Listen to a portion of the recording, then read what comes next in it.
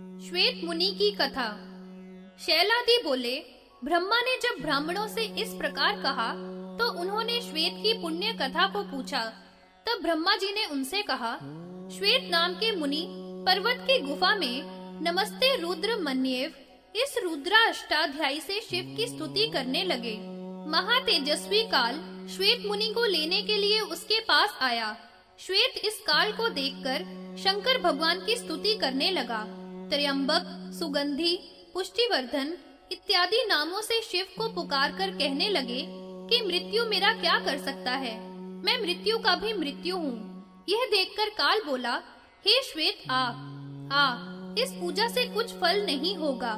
रुद्र विष्णु कोई भी मेरे द्वारा पकड़े हुए तुझको अब बचा नहीं सकता। जिसको लेने के लिए मैं उठ खड़ा हुआ उसको क्षण मात्र में यमलोक को पहुँचा देता हूँ। अब तू आयु रहित है और मैं तुझे लेने को आया हूँ, तैयार खड़ा हूँ। उसके इस प्रकार भयंकर वचन सुनकर हा रुद्र इस प्रकार कह के मुनि विलाप करने लगा। महादेव को और काल को देखकर श्वेत मुनि बोला, हे काल, तू मेरा क्या कर सकता है? यह मेरे नाथ वृषभ ध्वज हैं। इस लिंग में सर्वदेव में शंकर मौजूद है। मुझ जैसे शिव भक्तों का तू क्या कर सकता है? जैसा तू आया है वैसा ही चला जा।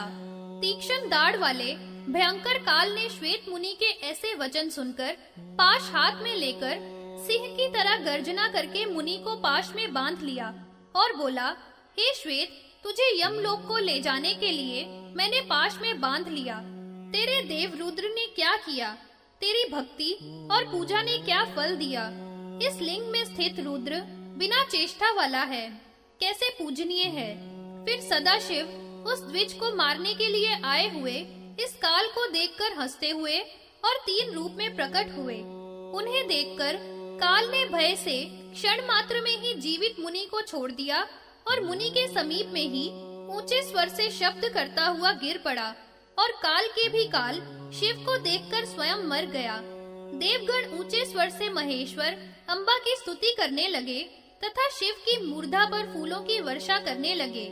काल को मरा हुआ देखकर विस्मित हुए शैलादि ने शंकर को प्रणाम किया।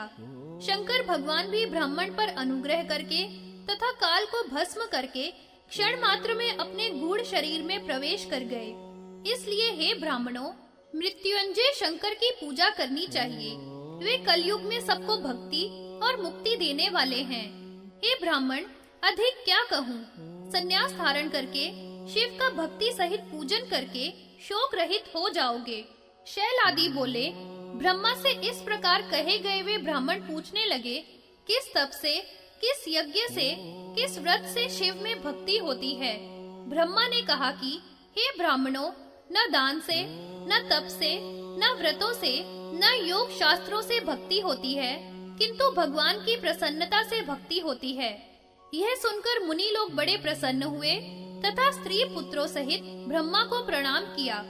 इस प्रकार पशुपति की भक्ति धर्म, अर्थ, काम के देने वाली है, विजय देने वाली, मृत्यु से जय प्रदान करने वाली है। पहले दधीचि शिव भक्ति से देवताओं के साथ हरि को जीतकर क्षुभ को पैर से मारता हुआ और वज्र के लिए अस्थि को प्राप्त किया। अतः गत आयु श्वेत मुनि ने भी महादेव की कृपा से मृत्यु को जीत लिया था।